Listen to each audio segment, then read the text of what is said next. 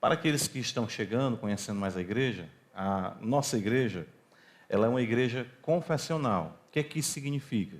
Que nós procuramos, claro, expor a razão da esperança que é em nós, e isso nós podemos fazer observando a nossa herança cristã, que é muito importante. Em toda a revelação propriamente bíblica, quando nós olhamos para as Escrituras, nós vemos que as verdades, elas são transmitidas de geração em geração. Interessante isso, porque quando nós pensamos na revelação escriturística, claro, perfeita, a palavra de Deus registrada, ela mesma é antecedida por uma oralidade importante, certo? Bem interessante isso.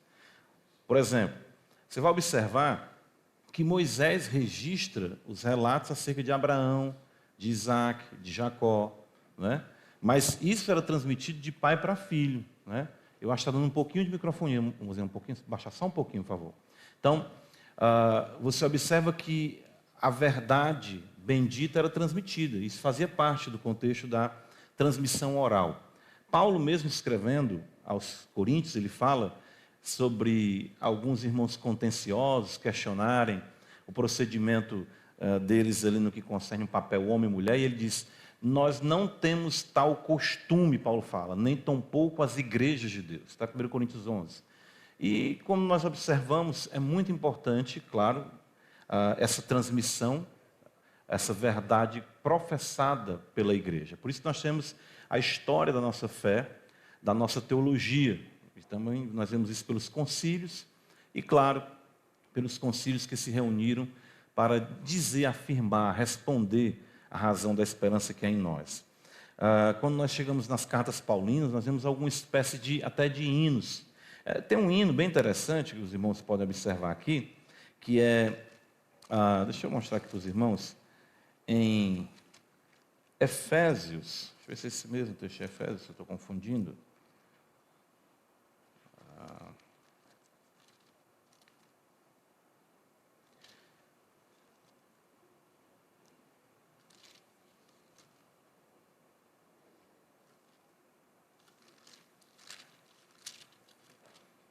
Nós temos uma referência aqui, eu acho que eu estou confundindo. De fato é 1 Timóteo 3. Quando Paulo, os irmãos vão observar, fala no versículo 16, né?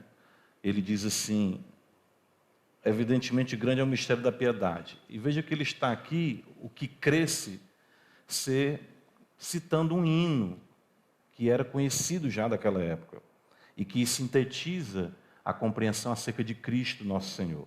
Aquele que foi manifestado na carne, foi justificado em espírito, contemplado por anjos, pregado entre os gentios, crido no mundo e recebido na glória. Certo? Então, por que nós estamos falando isso? Eu ainda estou me ouvindo um pouco demais, Geraldo. Eu preciso ir um pouquinho menos. Está ainda um pouco assim ecoando. Desculpe aí, só para a gente conseguir ajustar. Ok? Então, é muito importante nós entendermos isso, porque o que é muito comum hoje, em várias igrejas, que estão surgindo igrejas aí praticamente diariamente, é você não saber o que essas igrejas creem. Então, nós temos uma herança, né? Judas vai dizer, a fé que uma vez por todas foi entregue aos santos. Então, existem algumas heranças, vamos dizer assim, na nossa caminhada como crentes. Existe a herança presbiteriana, que você pode encontrar na Confissão de Fé de Westminster, né? Você tem a herança congregacional, você pode encontrar na Declaração e Ordem de Savoy.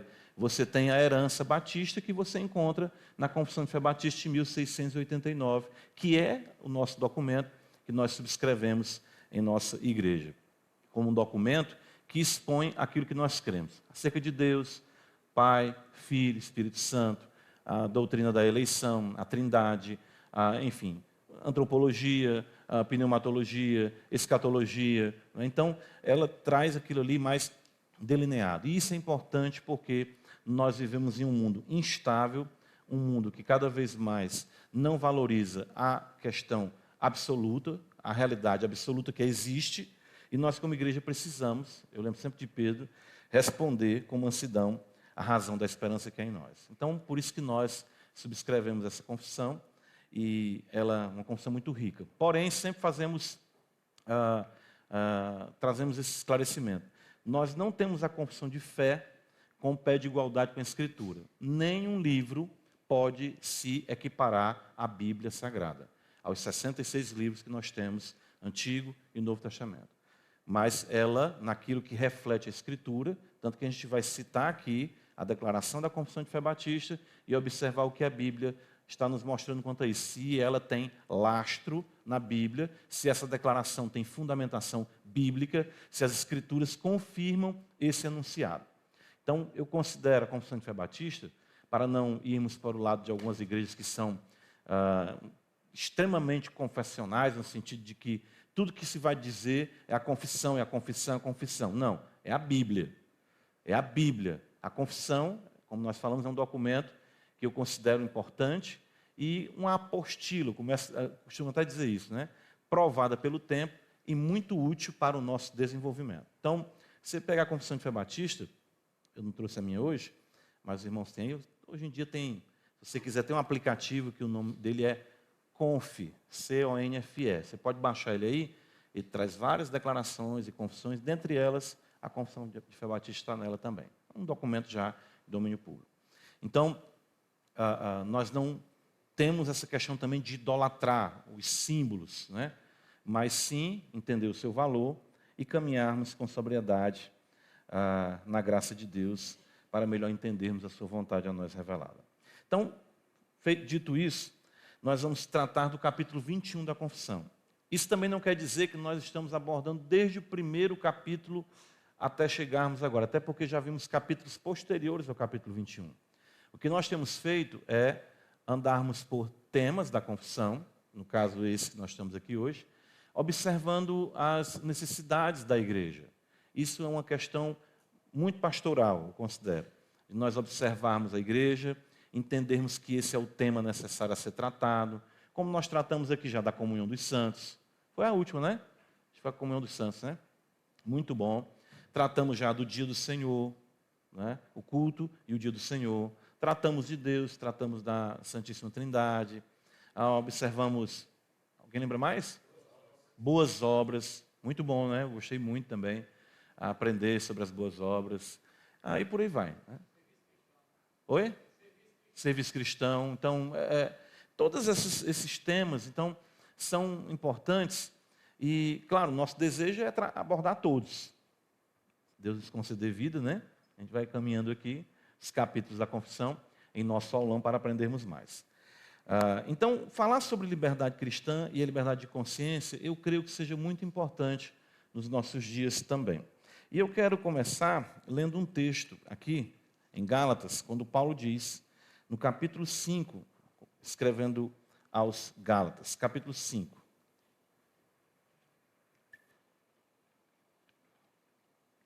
Veja.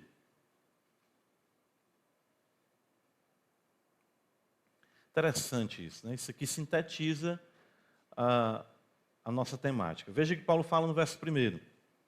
Para a liberdade foi que Cristo nos libertou. Então já posso observar que no próprio tema da confissão, ele já encontra fundamento bíblico. Cristo nos libertou, o texto diz, para a liberdade. Né? Que liberdade é essa? É isso aí que nós vamos caminhar. Certo? Aí Paulo diz, permaneceis, pois, firmes. Em que? Claro, nessa liberdade. E não vos submetais de novo a julgo de escravidão. Então, primeiro de tudo, nós compreendemos. Todo homem debaixo do sol é escravo de algo e de alguém. Ok? Isso é importante. Sem o conhecimento de Cristo, todo homem é escravo.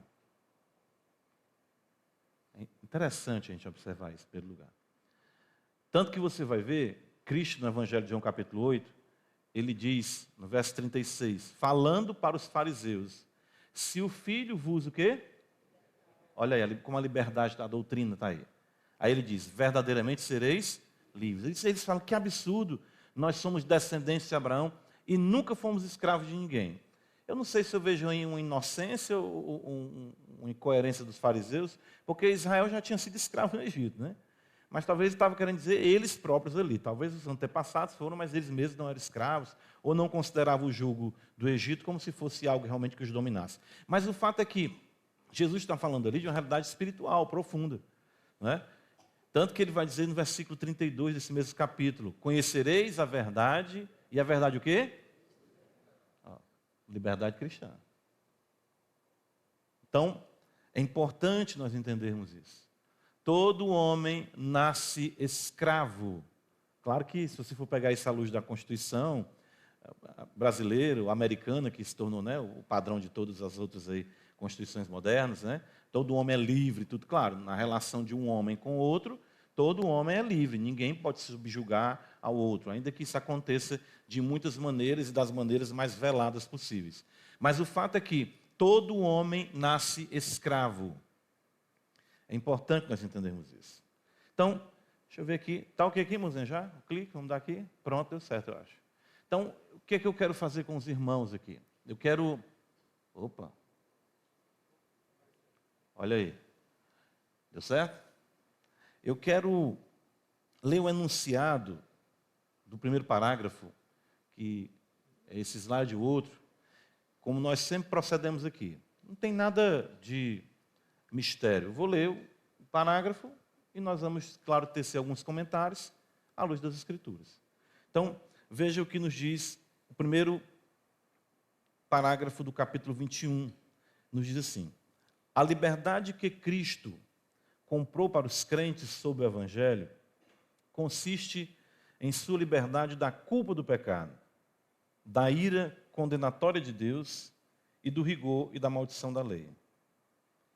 Também consiste na libertação do presente século mau, da escravidão de Satanás, do domínio do pecado, do mal das aflições, do temor e aguilhão da morte, da vitória da sepultura e da condenação eterna, como também em seu livre acesso a Deus e em prestar-lhe obediência não por medo servil, mas por amor filial e mente voluntária.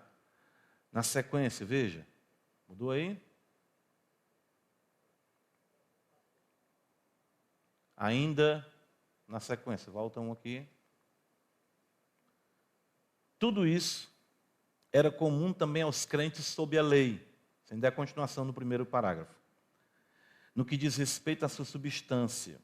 Mas sob o Novo Testamento, a liberdade dos cristãos é ainda mais ampliada em sua liberdade do julgo de uma lei cerimonial, a qual a igreja judaica foi submetida, na maior ousadia de acesso ao trono da graça e nas comunicações mais plenas do livre Espírito de Deus, do que os crentes, sob a lei, ordinariamente participaram. Só esse parágrafo aí nós temos estudo aí para muito tempo. Então, Deus nos ajude nós caminharmos. Temos 3 parágrafos nesse capítulo, mas, claro, caminharemos aqui com calma, aprendendo mais da parte do Senhor. Algumas coisas que eu quero observar a princípio, certo? Com os irmãos. Antes de irmos para os versículos que corroboram o enunciado, uma parte dele que nós iremos ver hoje. A liberdade só existe em Cristo. Em primeiro lugar, isso. E a liberdade ela não é conquistada por homem algum. Ela é conquistada por Cristo. A confissão deixa isso bem claro. A liberdade que Cristo comprou, que Ele adquiriu, que Ele pagou por ela. Né? Você lembra que no contexto de escravidão, a pessoa comprava a sua liberdade. Né? Ou você mesmo, quando começa a trabalhar, você pensa, agora eu tenho autonomia, eu comprei minha liberdade. Né? De algum modo você pode pensar assim. Mas o fato é que o único que liberta um homem é Jesus Cristo, nosso Senhor. A confissão deixa isso claro. E isso se dá não por um mero conhecimento conceitual de Cristo. Porque conhecer Cristo conceitualmente, todos nós aqui conhecemos. Mas conhecer Cristo pessoalmente, somente aqueles a quem Ele comprou sob o Evangelho. É a relação com Cristo mediante o Evangelho. Não é relação com Cristo apenas, né? Não, muito bom, Natal passou, né? Outras realidades do calendário litúrgico, quando você pensa na paixão, na morte, ressurreição do Senhor, mas não apenas numa realidade conceitual, mas sim sob o Evangelho. É importante entender isso. Entender que Cristo é o único que pode libertar o homem, e isso se dá unicamente mediante o Evangelho. Lembra que Paulo vai dizer em Romanos 1,16, porque o Evangelho é o quê? Poder de Deus para a salvação de todo aquele que crê, primeiro do judeu e depois do grego. Isso é muito importante nós compreendermos. Outro ponto que é necessário destacarmos aqui, a culpa. Somente o Evangelho que revela quem Cristo é, pode erradicar a culpa do coração do homem. Todo homem anda com uma espada no pescoço. Não tem nenhum que não ande. Nenhum. Certo? O camarada mais dissoluto que seja, o camarada mais perigoso, bandido que você possa imaginar. Pensei em Hitler, né? Sempre pensa em pior aí. Sempre ele caminhou com culpa. Sempre. Toda essa agenda que nós temos hoje aí, né, de institucionalização do pecado, quando eu falo institucionalização, é exatamente o quê? Por exemplo, a questão de temas complexos, mas nós temos que tratar como igreja. A questão do aborto. Por que que as mulheres precisam que alguém diga para elas que abortar é legal? Porque elas sofrem com a culpa. Todo ser humano sabe que tirar outra vida, e principalmente uma vida sem nenhum direito ou capacidade de defesa, ainda é mais cruel, mas se institucionaliza, se codifica, se publica em diário oficial para que a pessoa tenha algum alívio, mas ela de fato nunca fica livre da culpa. Por quê? Porque ela é imagem e semelhança de Deus, ela está ofendendo o próprio Deus, ela está devendo. Todo homem nasce com um nome no SPC e no Serasa Celestial. Todo homem nasce assim, culpado. Não tem ninguém com nome limpo diante de Deus. Isso é a culpa. É a culpa. Pode observar. É interessante que eu lembro da minha mente antes de conhecer a Cristo. Você podia fazer o que fosse tudo. Vez por outra, você é paralisado pelo sentimento de culpa. Aí você, besteira, tira isso da sua cabeça. Não, será que é certo? Que é certo? Quem diz o que é certo é a gente. Quem diz... Não tem como. Por mais que o homem ele avance tanto no pecado e sofra um processo de cauterização da sua consciência cada vez mais intensa, ainda assim, sob o seu pescoço se encontra a guilhotina da justiça, dizendo: você é culpado, sua vida não está certa, tem alguma coisa errada, não está certo. Ele não precisa ter conhecimento teológico, não. Ele não precisa ter participado de nenhuma igreja, não. Interessante isso. Calvino dizia que qualquer homem, sem nunca ter um conhecimento bíblico ou teológico, ele trazia, de fato, ele traz em si a justiça moral. Tanto que isso está pautado em Romanos capítulo 2, quando o apóstolo Paulo diz que mesmo os que não têm lei, servem de lei para si mesmos, pois trazem a norma da lei gravada em seus. Deus escreveu dentro de cada homem.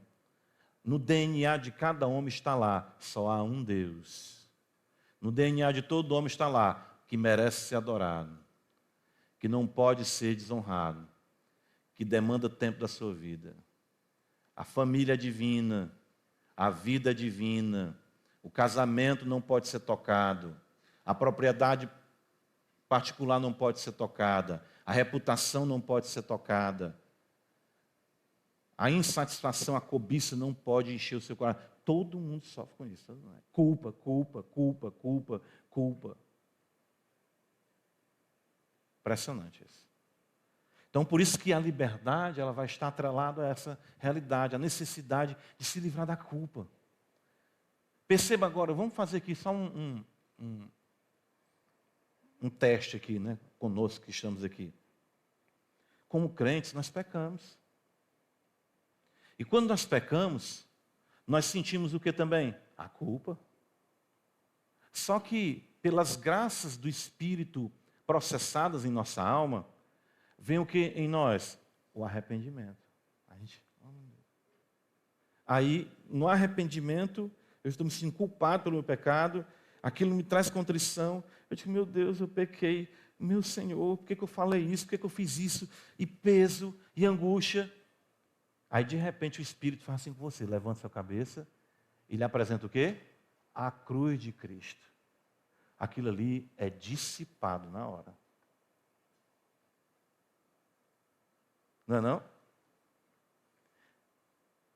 É interessante isso, no Salmo 51, eu citei um pouco dele aqui na ceia, que Davi, após fazer o que fez, enfim, com Batseba, com ele próprio, com Urias, com Israel, e acima de tudo, contra Deus, ele vai dizer assim, ó,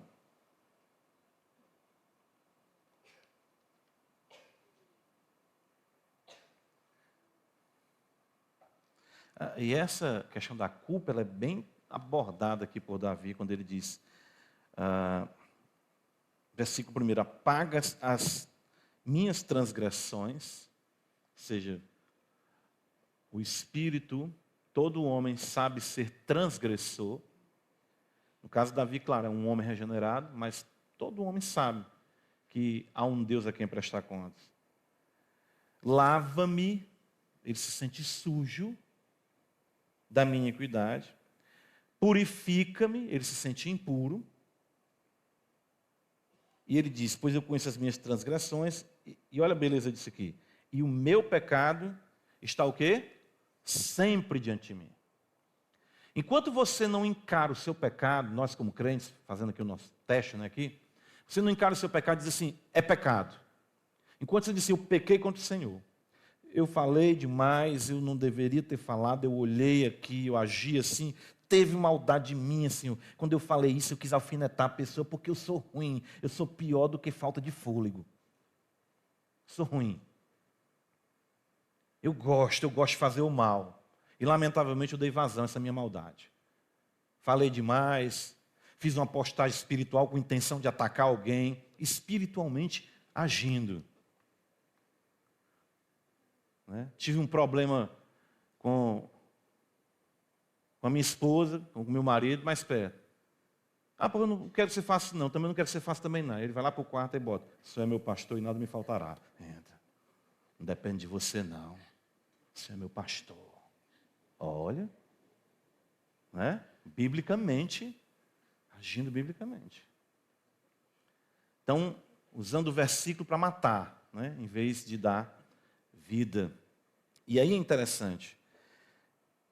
O pecado fica diante de você. Enquanto você não disser, eu fiz assim, eu agi assim, minha maldade assim, fica ali todo o tempo. Para onde você vai, ali. Ó. Aí você fica. Vai comer, não consegue comer direito. Não é? Vai dormir, o pecado está lá. Estou aqui, viu? Pecador, língua grande, maldoso. Está aqui todo o tempo ali. Ó.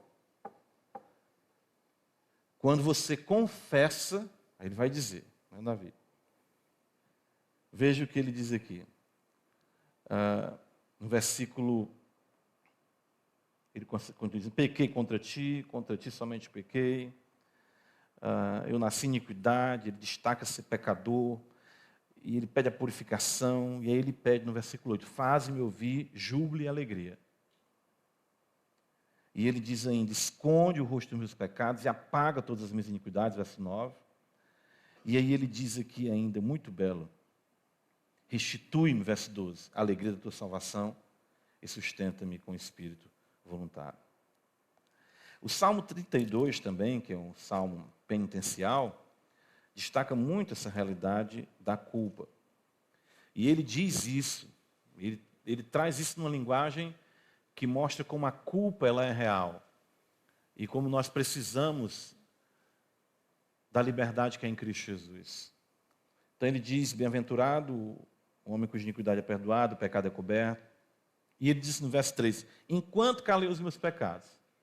Enquanto você ficar com ele conversando, né, deixar ele calado, deixa aí, não, mas menino, então, todo mundo fala, todo mundo faz, eu não sou nem o pior. Mas menino, né? Mas menino, falou isso, eu falei foi pouco. É para me ter falado era mais. Não falei mais, eu estou melhorando, estou crescendo espiritualmente. Olha. Você cala os pecados ali. Você, enquanto calei os meus pecados, o que acontece com ele? Ele sofre espiritualmente e fisicamente. Envelheceram os meus ossos pelos meus constantes gemidos todo dia. Porque a tua mão pesava dia e noite sobre mim. E o meu vigor se tornou em sequidão de estio. Aridez. Não consegue viver. Confessei-te o meu pecado. Olha, e a minha iniquidade não mais ocultei. Diz, confessarei ao Senhor as minhas transgressões, e tu perdoaste a iniquidade do meu pecado.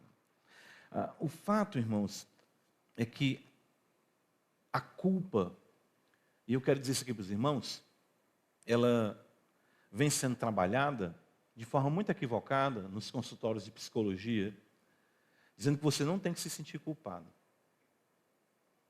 Interessante isso, né? Mas é nesse movimento de descida, de abatimento, que nós vemos o poder de Deus se manifestar em nossa vida. Né? Ou seja, e isso é o fato do pecado, é aonde a psicologia se equivoca porque prescinde da doutrina do pecado, e que o pecado coloca o homem culpado diante de Deus. E isso é algo que é tormento em vida, para que o homem almeje a salvação e a reconciliação com o Senhor, que isso é possível mediante Cristo no Evangelho. Se nós tirarmos a culpa, isso é para todo mundo, se a gente encher a igreja de coaches, pregadores coaches, né? Coach, né? Se você ficar buscando sempre pessoas, vamos para frente, motivação, né? Onde é que vai ter o espaço para a culpa do pecado, que é, claro, resultado da desobediência, mas é onde nós podemos experimentar a liberdade que Cristo nos comprou pelo Evangelho. Certo? Então, a confissão fala, a liberdade que Cristo comprou para os crentes, importante isso, porque os homens que não conhecem a Deus, os não crentes, eles vão continuar escravos de todas essas realidades que nós vamos trabalhar e elencar aqui no decorrer do nosso aulão. Ela é comprada para os crentes, sob o Evangelho, que consiste na liberdade da culpa, da ira condenatória de Deus. Interessante que quando a gente fala de liberdade, as pessoas vão pensar em liberdade, mas em direito, né? Em direitos, em conquistas. Porque o homem não tem noção e ciência da urgência do que ele de fato precisa. Ele precisa de perdão, para não enfrentar a ira condenatória de Deus. Porque essa culpa pelo pecado, não tendo sido tratada por Cristo na cruz, redundará na maldição eterna. Na maldição eterna. Condenação, e a confissão fala do rigor e da maldição da lei. E aqui é um fato interessante, nós vamos tratar muito sobre essas questões aqui. Sabe? Guarda essa palavra aí, rigor. E mais na frente, até mesmo o que está escrito ali na confissão, sobre o jugo de uma lei cerimonial. Ok? Jugo, presta atenção ali de novo, a liberdade dos cristãos é ainda mais ampliada em sua liberdade do jugo de uma lei cerimonial. O rigor da lei e o jugo cerimonial da lei. Eu acredito, posso estar errado nas minhas contas, mas se eu errar, talvez não seja para mais não. Que provavelmente mais de 90% dos crentes vivem no rigor da lei e escravos de leis cerimoniais. Mesmo não fazendo parte da igreja judaica, como a confissão coloca aqui, né? Que ele vai entender que judeu e gentio são feitos um só corpo, Quando a gente for falar dessa questão da igreja, a gente vai entender porque a confissão fala igreja judaica. Então, a maioria dos crentes tem muita dificuldade, porque crê em Cristo para a sua salvação, como start, mas não crê em Cristo para a sua santificação. Creem que vão e são responsáveis de modo autônomo por sua santificação e pela sua vida. Né? E a vida cristã vai consistir aí, para muitos, numa culpa pela ausência de um desempenho estabelecido por si próprio, que nunca será atingido ou alcançado. E aí você fica no rigor da lei. Até mesmo sem precisar dos sacrifícios do Antigo Testamento, mas você cria outros ritos sem os quais você não conseguirá se sentir bem e em paz, livre da culpa. É aí onde eu falo para os irmãos que a gente tem o legalismo, né? E a confissão também fala, na parte 3, a gente vai chegar lá, da libertinagem, que já vai ser aquele que diz assim, estamos livres. Se estamos livres, então não importa. Aí já é outro extremo. Por isso que a gente precisa entender o que é liberdade em contraponto ao legalismo, né, e à libertinagem. Certo? Se a gente entende isso, a gente caminha muito bem na fé cristã. Mas digo para os irmãos, isso nunca vai ser um assunto totalmente resolvido para nós por conta do nosso pecado. Por isso precisaremos sempre estar repassando essas verdades benditas. Por quê? Porque sempre estaremos flertando ou com o legalismo, né, a rigidez, o rigor, as cerimônias, ou com a libertinagem, a frouxidão e realmente a entrega e o desenvolvimento de paixões antigas. Então, isso é algo muito importante. Entender a liberdade e conseguir andar no equilíbrio da mesma, para a glória do Senhor. E para isso, é interessante que a confissão ela vai tratar de forma, primeiramente, negativa do que Cristo nos libertou. Veja, rapidamente, a gente vai ver a ira condenatória de Deus, né? E ele fala também, na sequência, do presente século mal, da escravidão de Satanás, do domínio do pecado. Eu fico feliz com essas, né, essas questões aqui mais específicas. Veja que a confissão não fala da presença do pecado. Ela fala de quê? Do domínio. Porque o pecado será uma realidade na sua vida até Cristo voltar.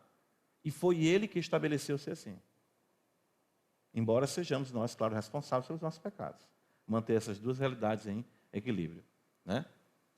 Atenta aí para as obras, né? Que Deus torceu, mas o homem é responsável, né? Então, o domínio do pecado, do mal das aflições. Isso aqui, quando eu vi, eu disse, rapaz, que beleza. Deus não vai nos livrar de aflições, mas do mal das aflições.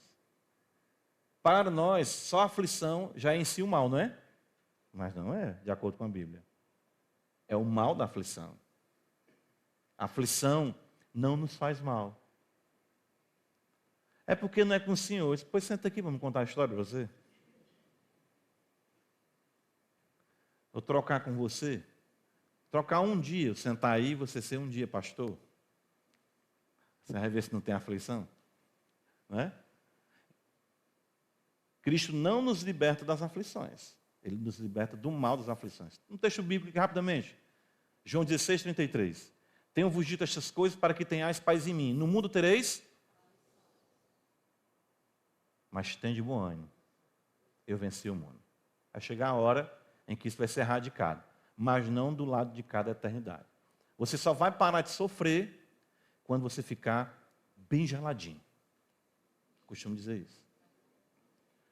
Vai ficar bem geladinho. Né? Então, é importante nós compreendermos isso aí. Tá bom? Eu acho que a gente não está com o microfone no momento. Se chegar, né, a descer aí, a gente vai observando. Então, para nós eu vou parar por aqui. Na sequência ele fala do temor do aguilhão da morte. Com o passar do tempo, você vai tendo cada vez menos medo de morrer. Certo? Ter medo de morrer não é porque você não é crente. É porque você vai crescendo na liberdade em Cristo. Aí cada vez mais você tem menos medo de morrer. E cada vez mais você tem vontade de ir embora. Certo? Interessante, né? Interessante, né? Aí já chegar um tempo que você vai estar com a mão levantada. Me tira já daqui, já me leva, Jesus. Tira daqui. Pois não, meu irmão. Só em relação a esse mal das aflições, uma dúvida minha que pode ser de outros, né? A relação do mal é justamente aquela relação de que nós seremos aflitos e nos distanciaríamos de Deus? Sim, também. Nada, por isso que Paulo vai dizer, nos separa do amor de Deus. Às vezes a pessoa diz, olha, tem coisa, como é bom um estudo como esse, ó. Salmo 91 vai dizer assim, ó, nenhum mal te sucederá, nem praga alguma chegará à tua tenda. Aí o camarada pega e invade a tua casa, rouba as coisas, né? Ainda dá uma bolacha na pessoa, né? No menor dos danos. Aí você fica, meu Deus, nenhum mal te sucederá, nem praga alguma chegará à tua tenda. Aquilo ali está falando de mal de verdade, porque esse mal, de fato, não nos ocasiona nenhum mal, porque nos leva para perto de Deus, nos aperfeiçoa na fé, embora possa doer, sofrer. Mas, de fato, ninguém pode tocar a alma. Jesus fala, não tem mais os que matam o corpo, mas não pode matar o quê? Então, alguém pode nos matar, mas não pode matar o quê? A nossa alma. E isso é um mal? Não, por quê? Porque aquele que nos matou nos faz um favor de nos remeter logo para a glória, Sedex, né? Entrega rápida, Sedex, matou, mandou a gente ligeiro, Sedex. Aí o que acontece? O trabalho que ele teve de destruir o meu corpo, Cristo vai levantar ele glorioso e unir o meu espírito a ele glorioso. Então o mal que ele me fez se tornou em bem. Todas as coisas cooperam para. Agora, depois para entender isso aí fora é loucura, né? Eu lá quero isso. Não, também não quero não. Mas está escrito e eu confio. E vou viver na dependência disso. Porque senão eu vou ficar louco. Né? Pois é, né? Tem um livramento, né? E de fato, o livramento é pleno e constante. Mas às vezes algum livramento vai deixar algumas coisas chamuscadas. Né? Males no corpo, na alma, por aí vai. Alguém levantou a mão aqui? Foi o... Tranquilo já? Irmãos, então, veja só. Aí na sequência ele fala, condenação eterna, aí ele vai dizer as partes positivas. Também, em seu livre acesso a Deus, ele comprou essa liberdade. Eu agora tenho livre acesso a Deus e em prestar-lhe obediência, não por medo servil. Isso aqui é pérola. Você serve a Deus por medo ou por amor? Claro que você vai responder aqui por amor. Mas analisa a sua espiritualidade. Não fazer isso não, meu Deus. Ou é por amor? Aí você vai entender Gálatas 5,6. A fé que atua pelo amor. Mas por um amor filial e mente voluntária. Não é obrigado. É por isso que isso me consolou muito e me consola muito como pastor. Quando eu, nas minhas primeiras experiências de pastoreio, eu queria guardar e proteger todo mundo. Sabe? Aí quando você tem um grupozinho menor, você tem como dar conta, né? Onde é que está? Como é que está? Como é que vai fulano? Pronto. Mas, meu Deus, tu olha para um rebanho de 350, 400 pessoas, meu Deus do céu. É primeiro que eu não sou onipotente. Não sei se dá para notar, né? Não sou onipresente. Não sou onisciente. Não dou conta nem de mim mesmo, no sentido dos meus pecados. Se eu não confiar que Deus age no coração de um crente, dando a ele um amor de filho e uma mente voluntária, fulano de tal, né? Aí eu lembro da história, eu já contei essa história aqui várias vezes, falo na classe de membresia. Eu pastoreava lá em Horizonte, e aí nós tínhamos o culto Natal, e lá no dia 31 ficavam as famílias. Como nós estamos fazendo aqui, tem um culto e ficar com as famílias.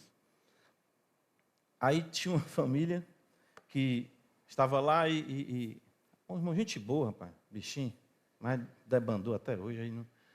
Mas não foi decidido, não. Depois ele ainda voltou. Aí, quando foi dia 31, eu fiquei em casa com minha família. Não sei se na época eu vim em Fortaleza, a casa da minha mãe.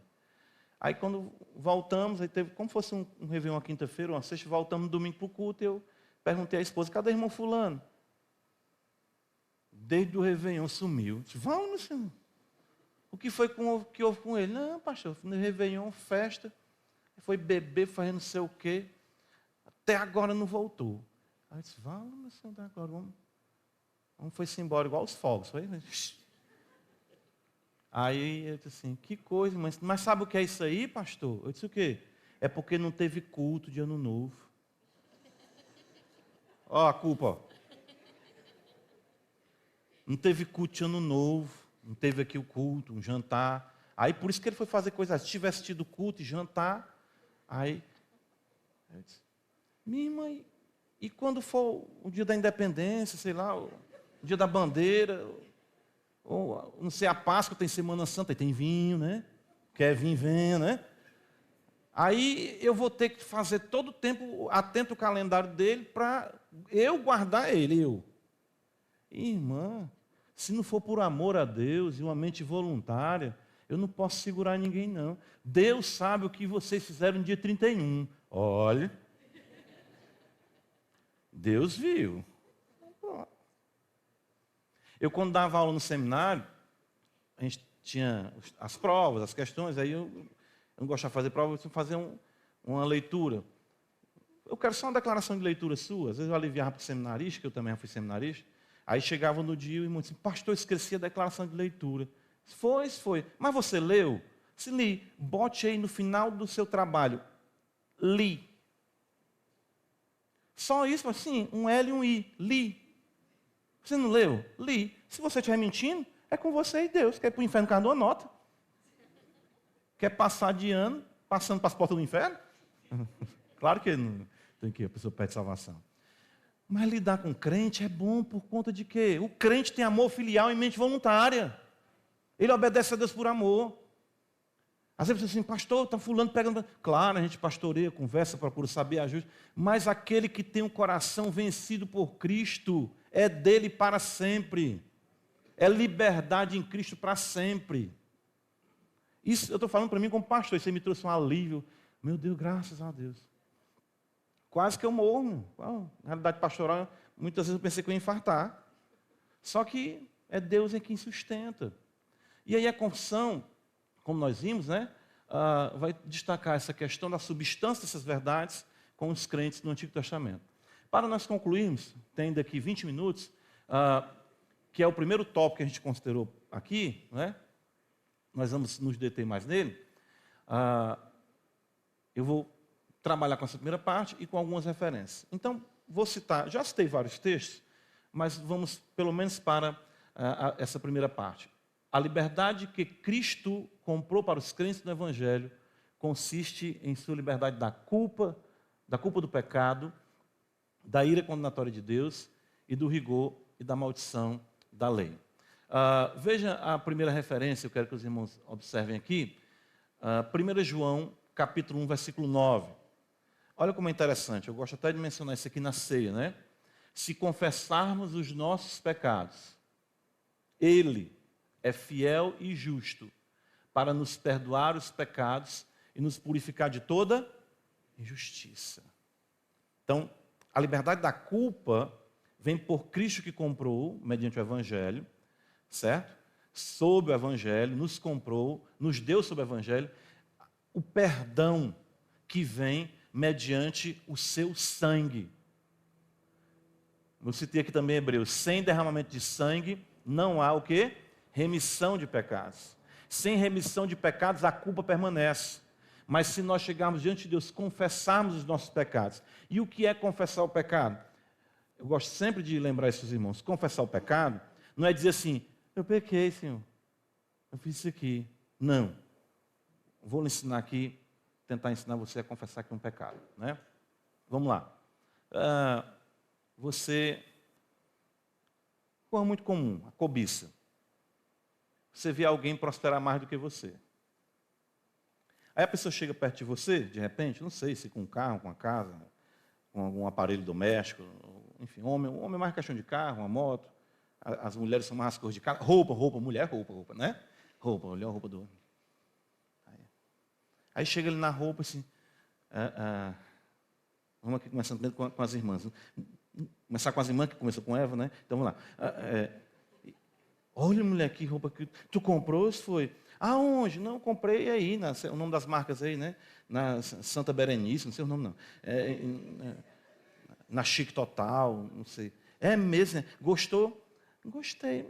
Eu só acho que não ficou bem essa parte aqui. Foi, já dá aquela tristeza na outra irmã, né? Eu não acho que, sei lá, acho que não está na tua paleta de cores. Olha. Tá vendo como eu escuto as coisas? Acho que não está na tua paleta de cores. Mas está bom, mas está bom. Aí a irmã fica murcha já. Né? Cabelo, mexeu com o cabelo das irmãs, mata, não mata? Né? Mulher, o teu cabelo, vixe, teu cabelo não está legal. O que foi? Não sei, não está legal. Está usando shampoo de laranja? Não, estou brincando, né?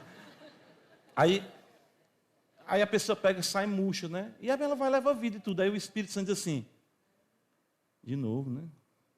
O que foi? Invejazinha no coração, né?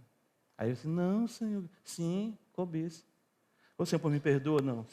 Chega diante de Deus assim, Senhor, eu sou uma mulher invejosa. Eu sou uma mulher cobiçosa. Eu sou uma mulher no qual não há em mim o verdadeiro contentamento cristão. Eu deveria ter me alegrado com a alegria da minha irmã. Embora eu pudesse até observar alguma falha ou não combinar da paleta de cores dela, eu fiz isso porque eu queria, aquela roupa era para mim. Quem queria estar bem era eu. Me perdoa, Senhor. Refreia a minha língua do mal e me ajuda a ter palavras de vida e que traga edificação para aqueles que estão próximos a mim. Se confessarmos os nossos pecados, Ele é fiel e justo para nos perdoar o quê? Os pecados. E nos purificar de toda a injustiça. Graças a Deus. Dependendo do dano da sua consultoria diabólica de moda, você tem que procurar a pessoa e dizer, irmã, me perdoe, foi maldade minha. Foi maldade minha. Eu deveria ter me alegrado com a irmã. Foi maldade minha. Né? Então, a gente pensa que essas coisas são simples e que não têm importância. Elas nos deixam realmente pesarosos diante de Deus. A culpa trava as engrenagens da nossa espiritualidade e dificulta a nossa relação com o nosso próximo. Isso não estou falando que não sejam crentes, não. Quem faz isso é crente mesmo, também. Né? Então, confessar os pecados é muito importante, certo? Porque nós, então, entenderemos o poder do Evangelho. Né? Eu gosto do hino que diz, provareis na vossa vida o poder que vem da cruz. Então, diga, quando você tiver um homem, um olhar concupiscente, né? Aquela questão, todo mundo tem a visão panorâmica. Você viu uma coisa aqui, uma imagem que não convém, né? Uma roupa apelativa, aqui você já, meu Deus, pronto. Agora sim.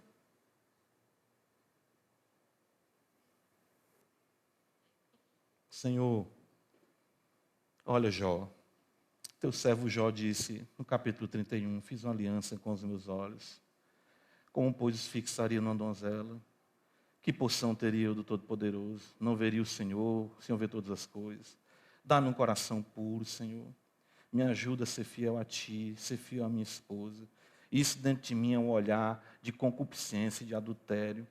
Me livra, Senhor, de ser adúltero. Arranca do meu peito esse adúltero que quer crescer dentro de mim e me perdoa por amor de Ti. Importante isso. Então, a culpa é você. Graças a Deus. Que bênção. Que maravilha. Então, Ele é fiel e justo para nos perdoar os pecados e nos purificar de toda injustiça. E aí você vai observar Romanos 8,33 também, nesse ponto, as outras duas referências, nós vemos na semana que vem. Paulo diz então, quem intentará acusações contra os eleitos de Deus? Aí aqui vem, quando nós somos perdoados por Deus, né? Para a gente fechar aqui, hoje o pastor Ariel citou o filho pródigo, né? E é interessante, porque aquela parábola ali, não vou ter tempo de expor agora, muitas pessoas pensam que está tratando de alguém que se desviou. E não é. De fato é, mas é de Adão. É da humanidade. Quando o homem se afasta de Deus, ele quer ver a parte de Deus e viver dissolutamente. Mas quando ele cai em si, sabe? Ele cai em si, a pessoa arrependida, a pessoa que experimenta o poder da liberdade em Cristo, livrando da culpa, ela não coloca mais no seu arrependimento. Ela não coloca essa conjunção adversativa. Mas também não. Ele diz, sabe o quê? A paz. A vida é miserável. O filho pródigo cearense. A vida é miserável. Eita, menino, o negócio aqui tá. Se eu contar a minha história do carroceiro, quem chora é o jumento. Que vida essa minha, que rapaz, eu estou arrebentado. Comendo comida com porco aqui. E eu que tinha tanta coisa. Já sei. Vou voltar. Aí a pessoa assim, eu voltar? Os outros vão dizer, foi embora, levou o dinheiro, saiu daqui todo marrentão, não levou a tua herança. Vou voltar. Vou voltar e vou ser empregado. Ele não fica dizendo assim, vou voltar, vão falar de mim, vão dizer alguma coisa. Irmãos, o homem e a mulher arrependidos, eles não colocam condições para caminhar com Deus. Eles veem o seu pecado e querem estar perto de Deus, custe o que custar. Já sei. Aí fica ensaiando a relação com Deus. Vou dizer ao meu pai, pequei contra o céu, pequei contra ti, não sou digno de ser chamado teu filho. Está vendo? A culpa, o perdão, a confissão e o perdão. Não tem meio termo, não tem historinha. Isso é maravilhoso. Então, guardem isso. É por isso que às vezes eu converso muito, já há 20 anos a gente lida com essas questões, que a igreja é um ambiente de pecadores. Mas tem uns pecadores, tem gente que peca, pastor, mas não sei o quê, mas não sei o quê, mas não sei o quê, mas não sei o quê. Isso, meu irmão. Né? Ou então a gente tem que estar com a pessoa, faça assim, tem que ser assim, tem que ser assim. Não. Quando a pessoa entende o poder do sangue, vive o poder do sangue, ela não se importa com sua reputação, não se importa com seu nome, não importa se com função, não importa com o que vão dizer dele. Ele vai chegar lá como ele chegou, descalço, em farrapos, mas com a alma nova e limpa. Interessante, né? Por quê? Porque ele foi liberto em Cristo Jesus. E não importa mais nada. Está liberto. Aí, como é que ele está aí tudo? Não importa. Por quê? É Deus quem os justifica. Amém? Sois livres? Sois livres? Para a liberdade foi que Cristo nos libertou. Vamos para casa?